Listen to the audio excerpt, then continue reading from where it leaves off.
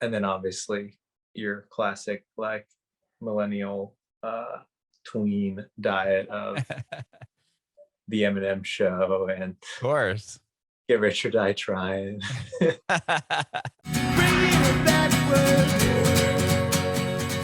So this podcast is about you, your journey in music, and how you got to where you are now. And we'll talk about your new record as well. Great. Cool. First off, where were you born and raised? Seattle, Washington. Seattle, Washington. I was born in Palo Alto, California, but pretty immediately moved. My family moved to Seattle and lived there all growing up. Tech world or no? My dad was going to law school there, and I was born like during his final exams. Great time. Where at Stanford? Yeah. Okay, right on. So then you moved to Seattle. Moved to Seattle. What was it like growing up there? Amazing. I love it so much. I was just back there this last week, doing some traveling around the islands, the San Juan Islands, and just reminded like what an incredible place it was to grow up. Just such natural beauty of like a kind that people would travel all over to see, you know, from all over the world. And it was like right around me. I was pretty spoiled, I would say, in that regard. Now, last few years I've lived in Brooklyn, and I don't feel it that much, but then I go back and I'm like, oh, this is what open space feels like. That's what mountains look like. Sure. Yeah. Were you in like the suburbs of Seattle? I grew up on Mercer Island, which is like a little island right in the middle of Lake Washington. So okay. It used to be called East Seattle. It's basically like, it's like you can drive 10 minutes and be downtown, but you're also on an island in a lake. That's cool. Were you like secluded to the island in the sense of like when you went to high school or school, were you all people that lived there? Or I ended up going to high school in like North Seattle, so most of my friends and everybody would live in the city and all around. So I wasn't ever that secluded to the island. And there's like a bridge. It's not like there are islands in Seattle where like you gotta swim. But like the islands I was just traveling around, San Juan's, like there's a ferry system, and I had friends who took the ferry every day to school, which is pretty. It's an intense commute, but it's also like an amazing commute. Yeah, that's pretty cool. Yeah, I've talked to a couple people that are in southeast in Canada, and they had similar situations where they'd have to take a ferry to high school. Oh yeah, school. It's just crazy to think. Yeah, passing Wales on your way in. Right. Not bad. So you're in New York now? Yeah, I'm in Brooklyn, but I'm packing up my apartment right now, so I'm like on the move again. Oh wow. Are you staying in New York? No. Okay. Yeah, I don't really know where. I don't know where you're headed. That's cool. Yeah, I'm putting everything in the Camry, and then we'll see. Hitting the road. Right on. I dig that. Yeah, we just moved too. That's why there's like absolutely nothing in this room, so to speak. So yeah. Where are you guys at? Nashville. We came from San Diego to Nashville. Yeah. Okay. So, how did you get into music? I mean, your dad's a lawyer. You obviously very smart, went to Harvard. I want to talk to you about that. But how did you get into music? Not necessarily a correlation, but yes. But it's still cool.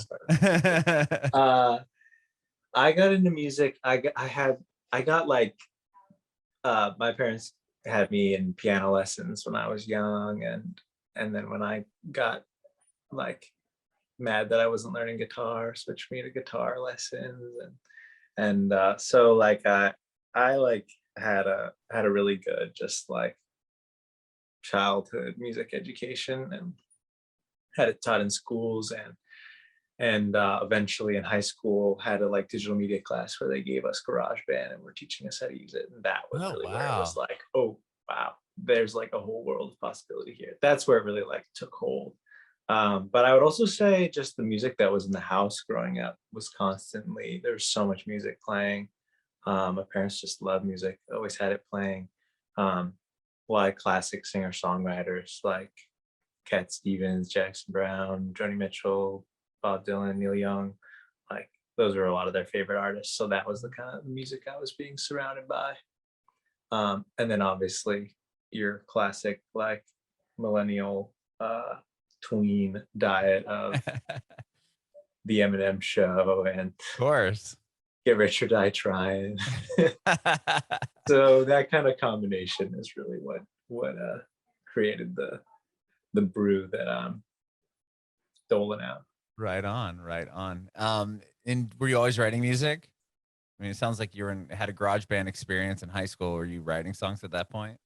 Yeah, I was writing songs. That even in middle school, weirdly, I remember writing songs before I even like I would write out lyrics to songs before I even like knew how to write a song. I would just write like, okay, here's the chorus. Like I would write out full songs, but like without necessarily chords or like a tune to them. Oh, okay, just lyrics. Yeah, which is like a funny thing to do because it's like writing half a song. But I was like doing that in middle school before I even had GarageBand and figured out that like writing a song was something you could do, like not only writing it but recording it and like fully fleshing it out. So I think like I always had interest and desire in it, but never had the tools to like really do it until I got the software and it was like, oh, it all Game clicked. changer. Yeah. And then, so you went to Harvard, but did you go there for music? I originally, well, I originally went there. I originally applied there because my high school girlfriend at the time thought she wanted to go to Wellesley, and I was done with my applications, and I had not applied to Harvard, and was like, I think it was my dad was like, look, you sure you don't want to apply to like a Boston school just in case, she goes to Wellesley and you might want to be in Boston. Like maybe you should just throw one out at Harvard. And I was like, nah, like already done. I've done them all. I've like already done a bunch of applications. I'm done. Then I realized I could just like repurpose one of my other essays and just change the names. It was like the same essay question. So I just reused, I think I had applied to Brown. And so I just reused that essay and changed the Browns to Harvard's and got on the wait list, and then thought hard about it and got off the wait list and thought harder about it and decided to go. I was deciding, but I kind of really wanted to go to music school at a time but ultimately thought like the energy around Harvard would be really inspiring in other ways, even if it wasn't like, people all trying to do the same thing I was trying to do, which I also think I might have really not liked, the kind of like the Buzz Lightyear effect of like when you see the rows of all the people like, yeah, I'm a songwriter. Like I think that would have been, I don't know if I could have handled that at 18. So it was actually like in some ways a better environment to have contrast with the things going on around me. And I thought I was going to study music there, and ultimately the music department was not a home for me. It was maybe too much contrast. It was just like, now jazz is coming into like and being taught there, like it's classical and like maybe jazz. So like that's how far they've made it catching up in the like musical. I was gonna ask, that was my next question, is like, it didn't seem like a school that would be really focused too heavily on that on music. No, yeah, I think they move slowly in many ways. Yeah, I think I did an independent study in the music department where like one of the professors was like really trying to like understand what I was doing and like giving me some feedback and stuff, but yeah, it just wasn't the home for me that I probably could have found if I had, I don't know, gone to some. Were you always aspiring to be a musician or an artist? Like it seems like Harvard is, I mean, a Brown, Harvard, I mean, you're obviously very, very smart. So knowing that you can get into these Ivy League schools, did you want to go there to pursue a career in music? No, not to pursue a career. I don't think I was really thinking about career at all. I was really just like, I want to learn. I want to like be better at it. And then I wasn't sure what I was going to do. I had like a lot of questions for a while about like whether it was ethical to be a songwriter, if that makes sense. Like whether that was like, whether like someone like given so much privilege and like such a position to maybe like exert more direct like change in the world, whether it was like right to go from that position into one which maybe is like in some way you could measure like improving people's lives, but Right. hard to say that it's like making the world more just, you know, like Sure. it's improving people's lives maybe like evenly across the board, not like righting some of the wrongs of the world. Though I don't know, that was at least how my like 19-year-old brain was thinking about it. Mhm. So I had a lot of questions that hadn't been solved yet that were preventing me from thinking about it as like I'm gonna be a songwriter forever. Okay. And were what, writing songs in your dorm and one of them kind of caught fire? Like tell me about how it all kind of started for you. I was just writing on the whole college. I was really just making stuff, and I didn't release any music until the first project I released as Ben Zaidi was like kind of almost not in any official sense, but I kind of felt like was like my senior thesis. Like I put it out like the week we graduated from college.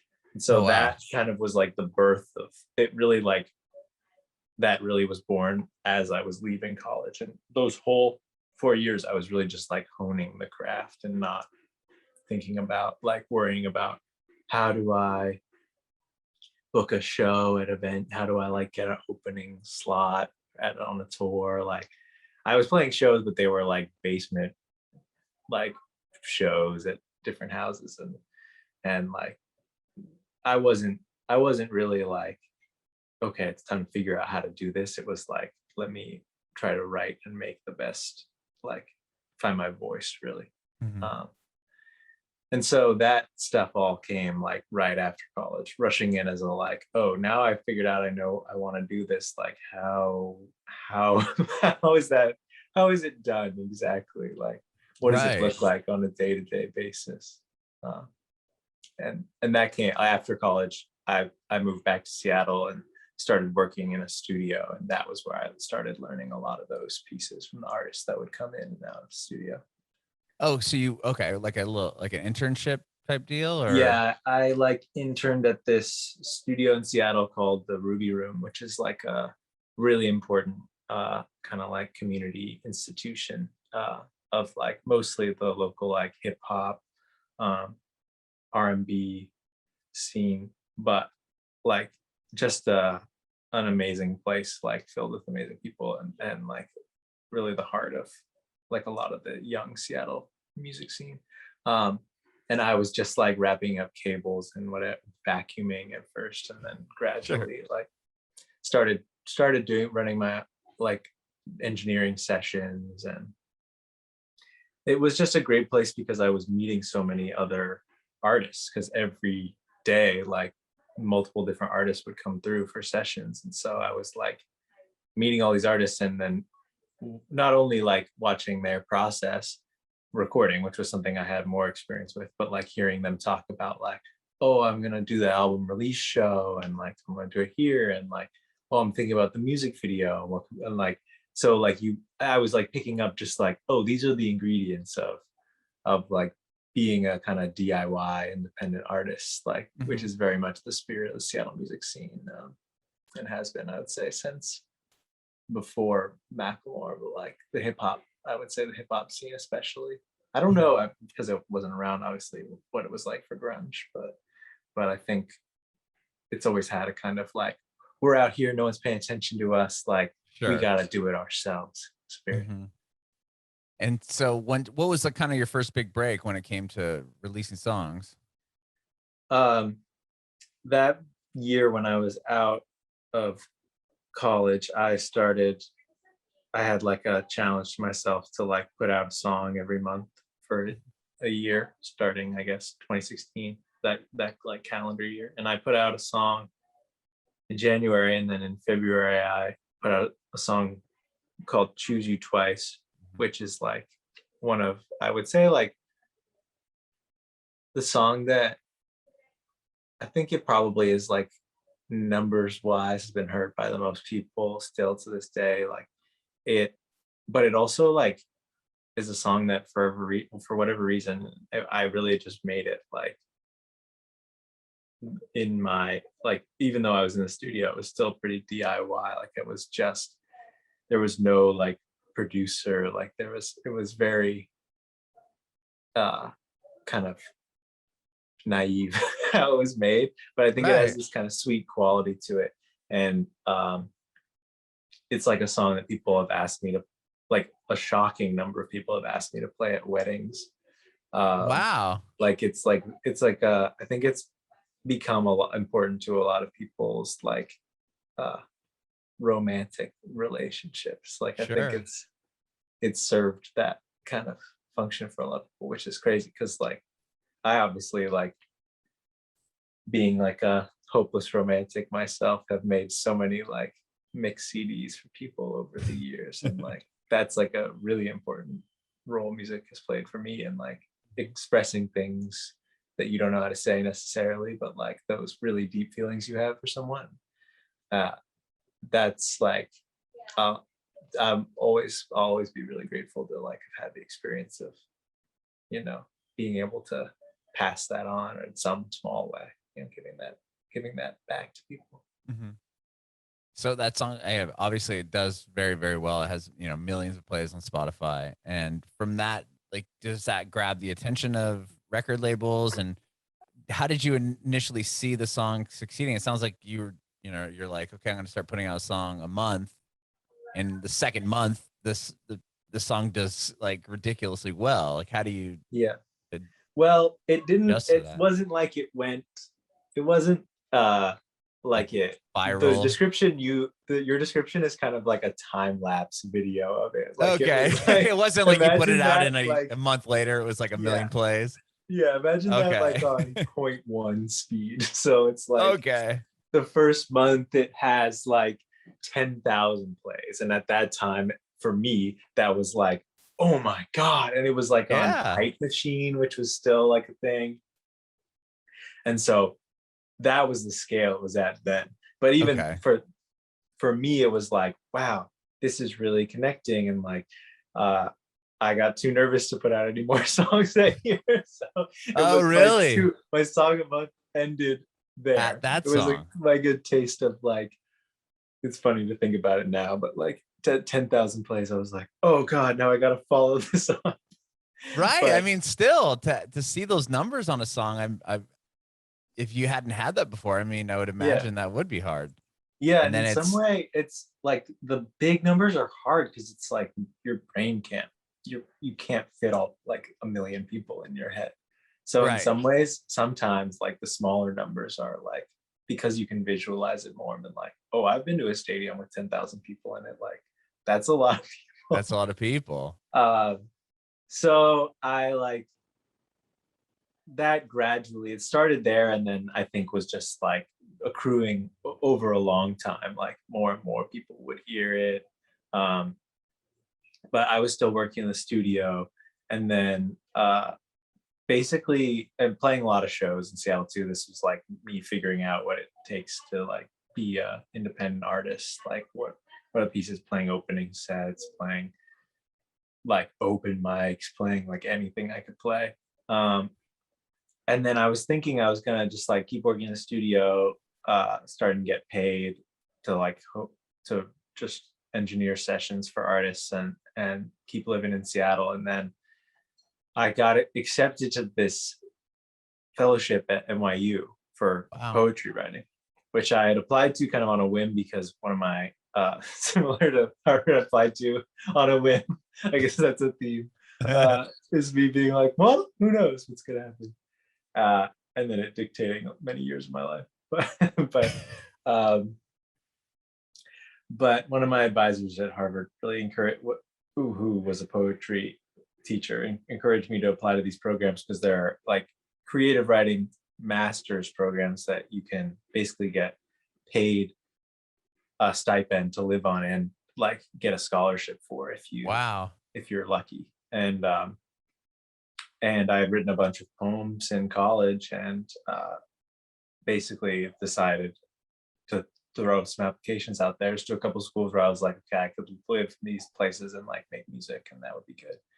And NYU was the only one I got accepted to, and they offered me like a really nice fellowship. So I was like, dang, well, I guess I have to do this. Like I can't turn down like 2 years of basically just like free like writing time and free space to like think about writing and focus on writing and the craft. And like anyone who's like a artist knows that like the amount of the time you can like try to eke out around like a 9 to 5 job, or like any hours of a job, is like half the time that like a full day of like just art making is. And so like an opportunity to have all that energy and space to just be making art, I was like, yep, gotta do it. So then I moved to New York, and I've been there since for the last basically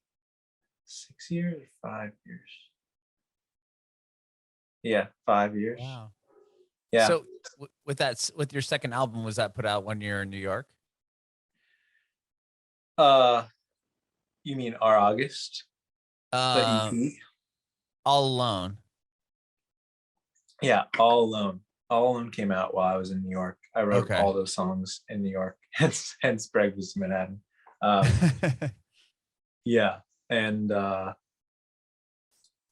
yeah, and so that was just, it was more of the same, really, like the process you're describing of like things growing and like people taking notice. It was that, but just over, the last 5 years, I guess, like playing bigger shows, selling out shows, playing then bigger shows after that, playing more, doing like a little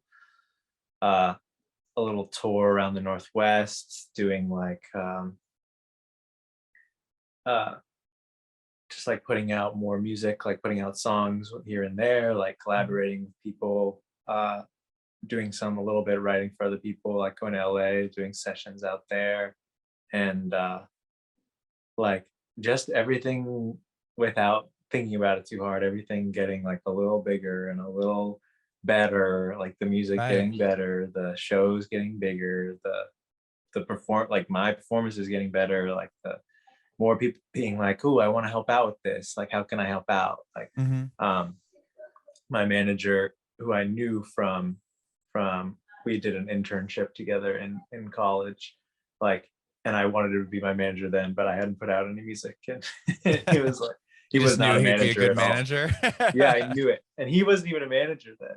He was, but he hit me up that first year I was in New York and was like, "You still want to do this?" Like, started managing me, has been managing me since. So like, it was like gradually I was getting more help, and like I was learning how to do more things myself. And as soon as I learned more things to do myself, I would have more help doing it. So it really kind of, or like pretty organically grew over a long time with just patience and steady, like any day I can spend writing a song, I do it. And any time I feel like I could, one of the songs was good enough to share, I'd share it. And really just built on that. I think it grew and grew. And last year I had the challenge again to do the song a month for the whole year. And I almost made it. I was so close, but I did one every month until October. So I basically only missed 2 months. But by the middle of it, part of why I didn't end up finishing it was because by like July, one of the songs had caught the attention of Nettwerk, the label I'm on now. And so then we started talking to them. I'd been still in my Seattle very like, I don't want to sign, like I'm independent. Sure. Then started thinking about just how the whole process had been, and how it was like any time that people were able to take on stuff, I could spend more time writing and I could spend more time with the art. And like, if people want to help out with the like accounting and marketing and some of that stuff. Like, I don't want to do that. I want to make art. So Right. thinking about it hard, what it would mean, and ended up signing that almost a year ago. That was October or November last year. So Wow. So in the midst of COVID, you signed in the the midst of record deal. COVID, that was like, wow, at not playing any shows, like looking at a long time without a lot of that income, was like, wow, people are ready to give me money for music, like in this situation, like that's Right. pretty amazing Mm-hmm. gift. Like, not a lot of people had that. All the musicians I know, like, struggling. So Sure. What was it like? Where were you when COVID happened? Obviously, you're in New York, and was pretty terrible for a really long time. But as far as numbers went, but yeah, how did that affect you? Were you on the road at all when it was closing down, or were you at home?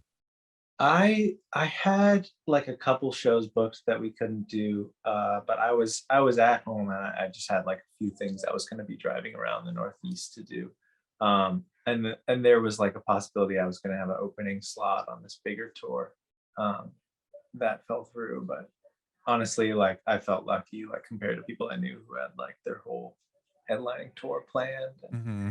And Right. I did my first national tour fall 2019, so I got it like just in time. We did like 8, 9 cities across the country, and that was like, Oh wow. that was amazing, and like something that I had always wanted to do, and finally happened. And I would have just, like, thinking about how it would have felt if, like, right before that had happened, that had been taken away, it would have been Mm-hmm. devastating. So I felt pretty lucky, all told. But yeah, definitely not. You'd think, and you'd hear stories sometime of like people being like, "Oh, quarantine, I wrote my novel." Right. It's like, okay, wow, good for you. But like, you'd think in some ways, like, maybe especially if you're like, you got some time and you're like on unemployment or something, like you like got nothing else to do, and like, but uh it's like, I didn't really feel like creative for a lot of it. There were like songs I'd have little bursts, like, I write a song here and there, but I started feeling really like, around this time last year, I was feeling pretty like stagnant. Just like, there was no, like, all the reasons I love being in New York are going to the concerts, going to the museums, like being surrounded by all that inspiration. Um, it's like such a creatively rich environment, and all of that was just like sucked out of it. And Mm-hmm. so, in the absence of that, then it's like, it's not exactly the most like naturally gorgeous place to be. Right. Uh, Right. so it it definitely felt like the walls were closing in a little bit at times. Mm-hmm. But there were also like some just like absurdly, just like, you lean into the absurdity of it. And like, me and my roommates, all like, at the beginning, I remember one of my roommates is a journalist, and he got laid off, and we all were just like, well, I guess we're just gonna get drunk now. like like real kind of like Great Depression type, oh, Sure. lost my job, we're all, time to get drunk. So there was some of that, and like some real camaraderie of like, I luckily, had, there's three of us, and both our partners, all of our partners were here, so it was like a little Little party. gang. Yeah, That's yeah, cool. When did you start finding inspiration? Because I mean, you recorded some songs in LA at super famous yeah, studio. yeah. That was last fall. Basically, it all clicked. There had been this long kind of stagnant period, and as much as I was describing, like, some fun times, it's like, yeah, at first maybe you can like find more of those, but like, gradually, more people start getting sick, and like more Mhm. people start dying, and it's just kind of, it becomes more real. And that, combined with the just like lack of, I think, any kind of real new stimulation of like inspiring art and stuff, was like, oh, I'm really gonna just like write the same old song again, like getting stuck in this kind of like kind of boredom with the ways of I've been doing things. And uh I like now being on the label for the first time, I could think like, okay, like I can stop comparing myself to like just things I've done. Like I can compare myself now to like artists that I love and like my favorite artists. And so I started thinking about like, forget how I've always made music. Like how was like the Freewheel and Bob Dylan made, or like how was like Blue made, and think about like what was that process like, and like who were the people involved, and like how how could I try like a version of that. And basically what I was realizing looking at all these was it was like all my favorite albums were like one artist, usually singer songwriter, and one producer. And like it's a very kind of like 70s like 60s like old school way of making records. But I was intrigued by it because I just kept seeing it on all these different albums. It was like one producer, one artist, like and then I made a list kind of like my dream producers based on like some of my favorite albums made more recently. And one of my favorite albums, two of them now, are Phoebe Bridgers' two albums. Like her first album is like one of my favorite albums the last 10 years. And so looking in the credits, I saw the producers, and Tony Berg was there, and he produced all that stuff with Ethan Gruska, and I had Tony on my list, and we started just like reaching out to people to see like, you know, who, like starting from the dream category that he was in, like best people in the world I could hope to work with, and work our way down. And we got to him and and got my someone at ZAIDI'S my manager's management company knew him from working on a record, and got in touch, and he called me, and we had like a really long conversation, and it was just like great. Like it was like I was like, oh, this is like gonna be a mentor of mine for life. Like it was like instantly he was like like a it's not exactly right to say fairy godfather because his style is so not that, like his style is like he told me in the first call, it was like, I'm gonna push you hard, it's gonna be hard, but in the end it will be your album.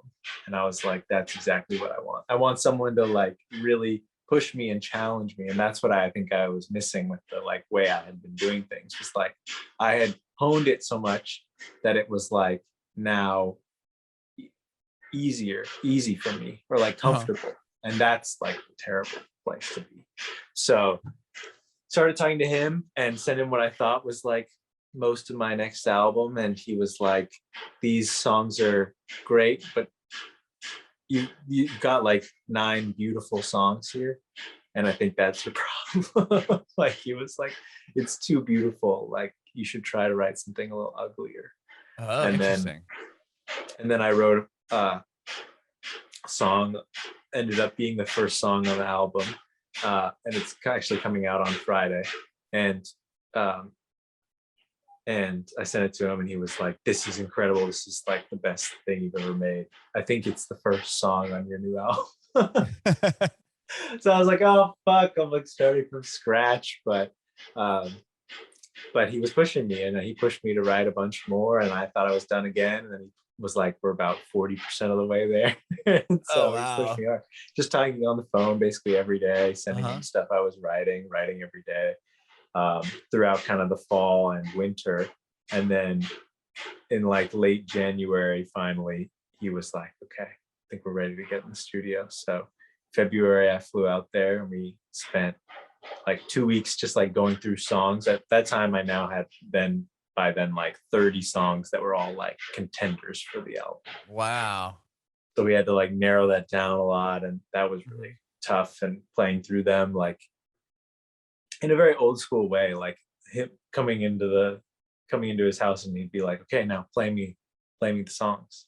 Like that's not how like millennial or like Gen Z like music making works. You don't like sit down with a guitar and like play the songs. Right. You like, Wait, let me get this straight. I have to sit down and play this for you. I was like, I don't know. I was straight up like, I don't know how to play these songs. Like, I like recorded them and then immediately forgot how to play them. Like, I don't remember. I don't like keep track of those things. Like, when it comes time for me to tour, I'll like make sure I relearn them and know them. But like, when I'm writing songs, especially writing 30 songs, like in a couple months, like you play a little part, you record it, you start thinking about lyrics. Like, I didn't remember them. So he was like, you might need to be practicing guitar 6 hours a day for the next 2 weeks before you get in the studio. Oh man. So it was good. He was pushing me and had this kind of like, he like the music that he grew up on and like kind of really loves and worships is like, you know, the Beatles, the Rolling Stones, like that kind of like early like recording as art, and but also but with the integrity of like both experimenting with recording that didn't involve necessarily instruments as we understood them, but still like with the chops of like, you know, your instrument cold and like you can play the songs and you're like a musician and an artist. So that was like kind of exactly the thing I was looking for, was that kind of timeless process of like how my favorite albums ever were made, with like attention to the music, attention to the like live instrumentation, which we ended up using like basically a ton of on the album, which I'd never done before. Like usually in the bedroom, it's like, let me play this thing, let me play that thing, and like let me program these drums, like let me and he like, we came in and it was like, we're gonna have this amazing bass player come in and play upright or like play cello or whatever, and like we're gonna have this amazing pedal steel player come in and play pedal steel, and we're gonna have this guy play sax and come in, and like just like real classic like record making stuff that like I'd never had access to because I've been so focused on the, you know, the laptop bedroom process. But I think ultimately now I feel like because I spent so long in that mode, like was able to really dial into a certain kind of intimacy and like vulnerability that I think you can only get in some circumstances, like when it's just you in a room recording. Like I think there's something to that, and the kind of the like intimacy of it that you can't necessarily achieve in a big studio.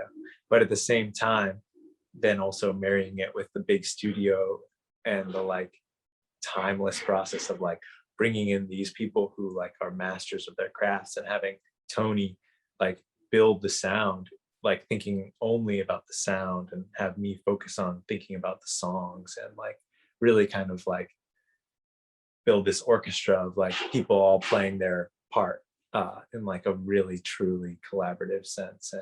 And after so many years of like doing it alone and gradually bringing in little bits of people here and there, it was like, oh, this is like how far and how amazing you can do if you really like open yourself up to like a collaborative process like that.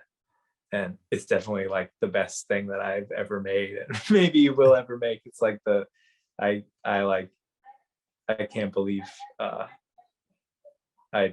that we made it. Like it's like my goal is to try to really make like a timeless album, and I feel like that's maybe always your goal, but like rare to feel like, wow, we might have done it. And that's how I feel. That's awesome. I mean, the players you have on the record, I mean, I've interviewed Ethan Gruska before, and he's great and so talented. And same with Kane from Portugal, the man. Did he play drums on the record? Yeah, I mean, he did. He is not in the band anymore, but he played on the biggest albums they ever released, right? Yeah, yeah, and on tour too. So, and he's in a band called More. So we interviewed him about that band. But so, cool. I mean, yeah, it sounds like you definitely had some incredible players on the record, and you recorded it at Sound City. What was that like?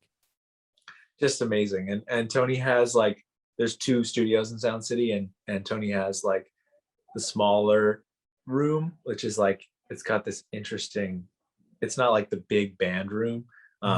it's got this kind of more intimate feeling, and Blake Mills, who like co-owns it with him, uses the big room, Studio A, and Tony has Studio B, and it's where like certain songs were recorded. Like every Sound City, the whole thing has kind of like a mystical quality. Sure. I mean, because it's like Fleetwood Mac and Tom Yeah. Petty and Nevermind was recorded there. Yeah. Like, yeah, and Rage Against the Machine, oh, like sure. so many of my favorite albums were recorded there. But interestingly, like something that maybe tells you about like the difference between spaces, like I think all of Nevermind was recorded in A, except Something in the Way was recorded in B. So Oh, that tells really? you something about the vibe, which I think is like yeah, like a little more like intimate, and yeah, I don't have the words for it exactly, but that's interesting. I thought the whole record was recorded in Studio A. I didn't know that they yeah, no, broke one song out. And I'll yeah. have to re-listen to that song and kind Apparently of Kurt Cobain dive was like in. lying on the couch when he recorded the vocal, like he was like lying down. Oh, wow. Yeah. The So tricks of the trade. yeah, there you go. It's a little industry secret for Yeah. Record vocals on your back. yeah, take it easy. Take a load off. Take a load. Wow. Yeah. I'm sure you could feel the energy in there.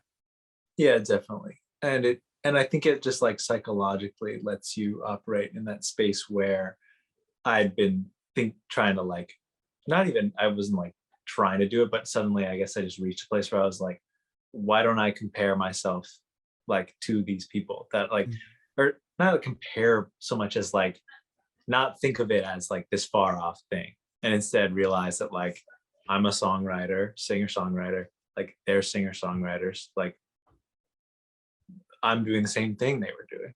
Sure. And so it really helps you kind of, I guess, feel that like I'm doing the same thing that they were doing when you're in the studio, that Landslide was recorded. Like there's a line in one of my songs on the album that's I wish I wrote Landslide by Fleetwood Mac. Scarcely left me with nothing to say. And like I literally recorded it in the studio where Landslide was recorded. Was that written prior to did you know prior, yeah. And you didn't know you were gonna record there? Yeah. Wow, that's cool. That's a cool little Easter egg in the album. Yeah, exactly. Yeah, and it was just like it feels like you feel like, oh, if there's both like intimidation of like, oof, these people recorded here and now I'm recording here, but also like the validation of like, oh, I must be here for some reason. Someone let me in here to record, and like all these other people recorded here. Like it's no longer this distant thing, which is both scary because it's like, wow, these people were just people like me, and they made this art that I care about so much, but also like humanizing, and like, oh wow, they like drank their tea right there while they were waiting for the drums to be set up or whatever, and like that's what I'm doing. And like it helps to feel like just like the as opposed to this idea of like the past being distant, like the continuity of like music history and like the legacy of the music you love, that it lives on, not just like as this antique object, but as this like process that people were doing, and like the process carries on now still. Yeah, you followed a similar process to Zach De La Rocha and Kurt Cobain, Stevie Nicks, and so on and so forth. Yeah, that's pretty cool to have that. Yeah, that's awesome. Yeah, that's the dream. Right, when you're a little kid, it's like, seriously. wow, that's the dream. Yeah, you've achieved it. That's amazing. And then the record's set to come out next year? Yep. Very cool. And do you have any shows coming up, or have you played yet since I played, actually, weirdly, I played a show last summer at a barn in Maine for like 12 people. That's awesome. that was the last show I played, which was amazing. Just like this former like meditation commune in Maine that now is like an event space. And it was legal supposedly. Like everyone wore masks. It was like in retrospect, I think it was totally safe. But I feel always sketchy about saying that I played a show. People imagine I'm like down in Miami, like in the clubs. Right, like, right. thousands of people jump around maskless. Yeah, I don't. I'm lucky in a way that the album cycle is timed the way it is, because I like really the time to tour would be next summer, next fall, Mhm. and that allows me to be like, well, we'll figure it out by then. Like, which I I'm got sure time. I bet people felt that way about this fall, but Sure. so yeah, I don't know. It's a little nerve wracking to think about like booking a tour at this in this context. Mhm. So I'm like kicking the can a little bit. I think I'll Sure. probably end up playing a couple shows like around the album release, like even if they have to be really intimate album release shows or something. Like I'd love to do a show in Seattle, a show in New York, and a show in LA. I think that would feel right. And That would be really cool. Awesome. Well, I can't wait to hear the record and the song you have coming out next Friday. Was it the sad song or not the not bright the song? that you ugly put on there? song, The ugly song. That's what it was. Going on Gone. Yeah, it's coming I out can't in a wait to couple hear it. days. Yeah. Very cool. And thank you so much for doing this, Ben. I appreciate it. Thank you, Adam. Yeah, thanks Yeah. for having me. Yeah. One more question for you. Do you have any advice for aspiring artists?